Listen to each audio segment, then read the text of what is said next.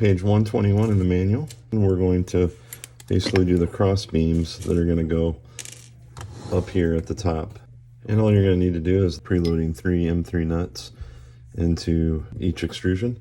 And I've got the third one loaded. Both are loaded.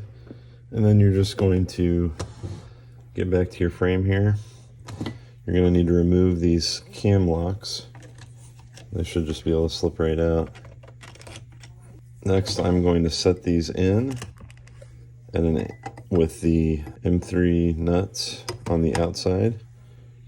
And I'll do that for both pieces of extrusion. So the nuts here go on the outside. And now I'm just going to use some M310s for attaching these right in the ends here into these extrusions. You can also set this on its back and do it that way if you prefer, but this way is pretty easy. Just go ahead and tighten that up. I'll do both the front and then I'll do the rear one the same way.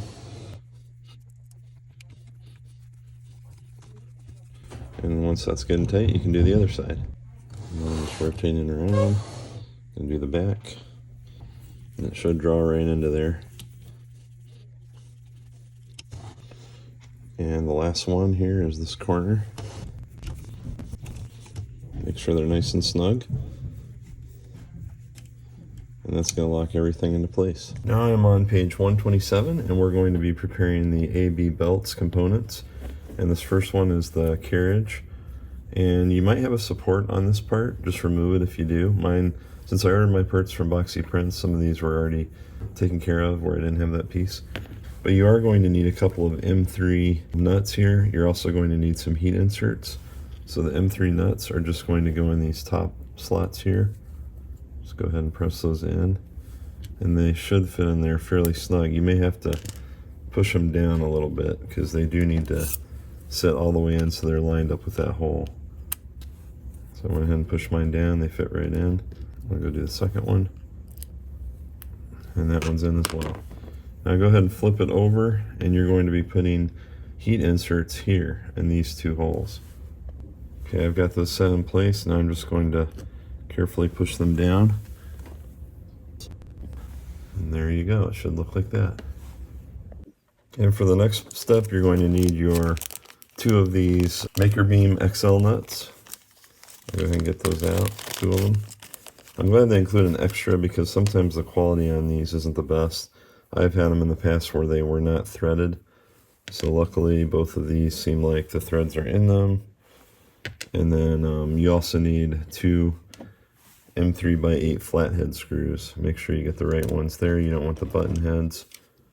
And then also make sure you have the right driver that's going to fit. In this case, it's the same. And the manual just says to go ahead and just get those prepped. So your Maker Beam nut is going to be on this side where the belt inserts are because these are going to hold the belt in. So you can go ahead and just kind of fit those in place if you want. I'm going to go ahead and just put those in very loosely. So you don't want them on very tight. Just hold it gently there. And then give it a little bit of a tightening. And you want to have plenty of slack there. So those are in there. They're pretty loose. I can move them around, which is what I want. And I should be able to have enough slack where I can insert the belts underneath these.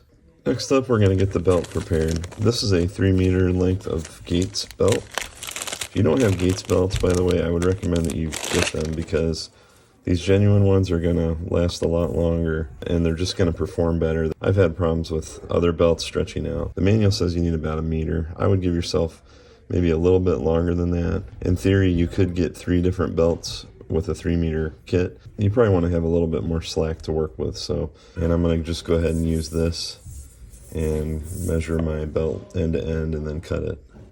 So I went ahead and cut my belts a little bit longer. I did 1 meter and 6 centimeters or 60 millimeters.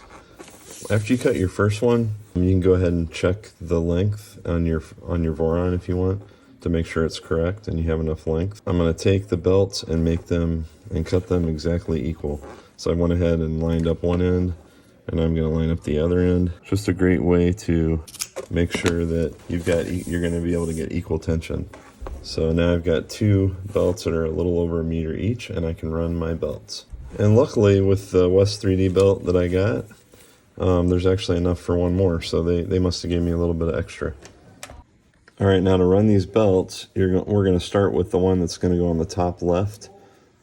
And what I'm going to do here is, this is going to be mounted like this eventually. We're not going to screw it in yet though. So the first thing you're going to need to do is feed this belt through here underneath your screw. And you want a little bit, just for now, we're gonna want a little bit to stick out and come through there. So this is easier said than done. So this is what I was mentioning, where it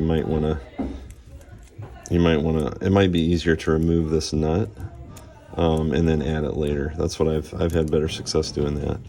So I'm going to completely remove it, lay it there, and then I'm going to come back and then just kind of put a little bit of pressure on this. So these, like I said, these are kind of fiddly, but this is the way I do it. You might have success tucking it in there, but this way has always worked well for me. So I've got a little bit sticking out there. And you're not going to want to put all these screws in, but I'm just going to go ahead and just put one of them in here for now. So just to help secure it so it's not going everywhere as I run this first belt. But really you don't want these in too tight. Running the belt is pretty simple. Make sure that the teeth are facing forward like this. And then I'm just going to go ahead and run it through this front idler here. You're going to go ahead and use something like what I've got here, like a driver to help keep it in there. So just kind of pull it through. Don't worry about keeping it on the bearings just yet. And these belts are going to want to go everywhere. It's just kind of the Murphy's Law. We're going to go everywhere that they're not supposed to. And if you get it kind of stuck, you can just use your driver to get it rotated there. Okay, and now we're just going to carry it around this front bearing here. And then it's going to go straight across this one. And then we're going to tuck it into the motor right here. Okay. So I'm going around. Make sure you tuck it in the right spot. You're going to see it kind of go through here. And this can get a little bit hard to push.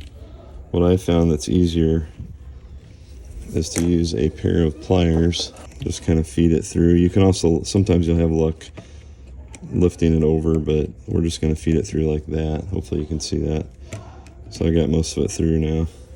And then you're going to want to grab the end of it and just pull it gently. Don't pull it too fast. So that's a motor there.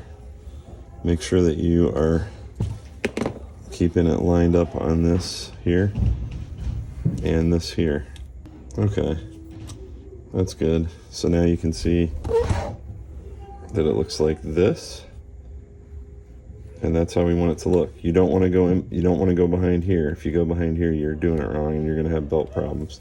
So everything should be touching a metal pulley. If you're touching plastic anywhere in the belt path, you're going to have problems. That's not what you want. So now we're just going to continue. Going to rotate it as such, and we're going to come over this high point, and we're almost done with this run. So now we're going to tuck it through here. This is the easiest one.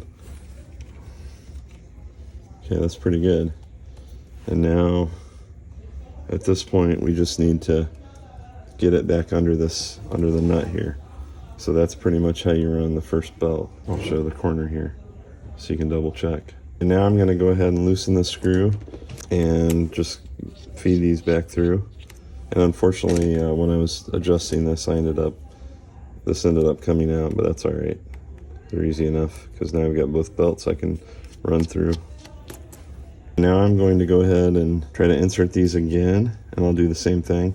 So again, I started with the B belt, which is the top belt. The manual actually has you start with the A belt. It really doesn't matter a whole lot because you got to do the same thing for both.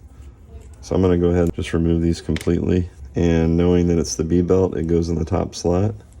So I'm going to put both of these in the top slot here, back to back. Depending on how your part is, you may have to clean out some of that middle channel to get them to fit. Try to keep everything the same length as well when you do this. And also make sure that you're still on the track. I've got a little bit of slack in mine. That's probably going to be good enough for now. Now you may have more or less depending on where you cut your belts. I cut mine at about 1 meter with a little, maybe 6 centimeters extra, which is probably about what that length is right there. That's a little more than that even. Now I'm going to repeat the process, but I'm going to do the other belt, the bottom belt.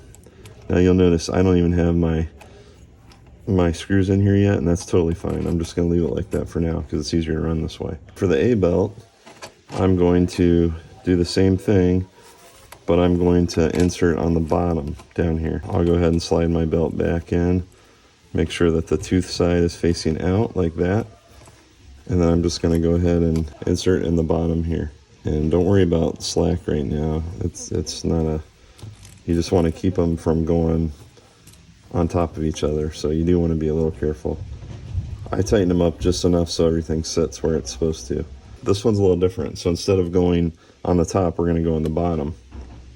We're going to go in the bottom of this corner joint. So I'll just angle it up like this so you can see it. There's a metal bearing right here on the corner. That's the one that we're going to be hitting and going around. So I'm just going to go ahead and pull this through. Once again, pay attention as you pull, because these belts like to go anywhere and everywhere. That is in, so that's all you need for that bend. Now we're going to come around. We're going to go on the outside. We're not going to go into the motor or anything. We're just going to keep going. So this is the left front, the left side. We're going to keep looping around. And now we're going to have to go through here on the motor just like we did on the other side, but it's the lower side. I'm going to just feed this through. Teeth should be facing the pulley. You're going to insert it in here, and you're just going to work it through. And if you're having trouble, just use your needle nose pliers. And if you're having trouble doing it that way, another way to do it, I'll just show you, is to pull it out up above and then pull out enough slack so that you can then kind of poke it back down in here. This way is not too bad. This might work better, but you're going to need to be careful not to damage your belt. So now once that's through there, you're going to need to pull that end out pretty much right next to where you went in. See if I can get it this way. There we go. And just pull it very gently. I'll go ahead and do that. Make sure you don't have any twists in your belt. The flat part should be on the back of here. This is how everything should look to this point. Hopefully you can see that okay. And again, your belt should always be touching metal. If you're not touching metal on something, like if you're touching the spacer somehow, or maybe you didn't route this right, and you're touching this, I've done that before, it's easy to mess up the belt running here. So just make sure, double check everything looks like this. We're just going to continue with this belt run all the way down the front.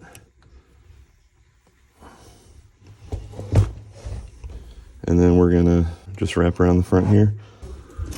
And then now, you can probably guess where we're headed. We're headed right around here to do the wraparound. Now this wasn't as bad because the belt had a natural curve. So now I've got that set, and now we are going to insert in the bottom channel. Okay, so I've got it to the point where I can feed this through now. And if you're having trouble, you might need to pull it a little bit to get the spacing for this to fit. This can be a little bit of a challenge. And I have found that it's easier just to take them both out and feed them at the same time. So you might want to try that if you're having problems. Next up, we're going to put the nuts on, but I'm going to just check all the belt pads before I do that.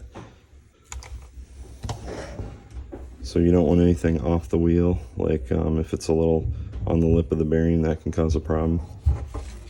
Now is also a good time to double check your motor height. Mine looks pretty good. The belt should be on the same path. If it's not, then you can adjust it. It's a little bit of a pain, but certainly doable. Yeah, this looks pretty good. So I'm just showing everything how it should be run. Everything is on metal. Oh, there's a little spot right there where it got off. Okay. So now that we've pretty much got that where it needs to be, I'm going to go ahead and pull these a little bit tighter. And now I want to go ahead and add those maker beam nuts.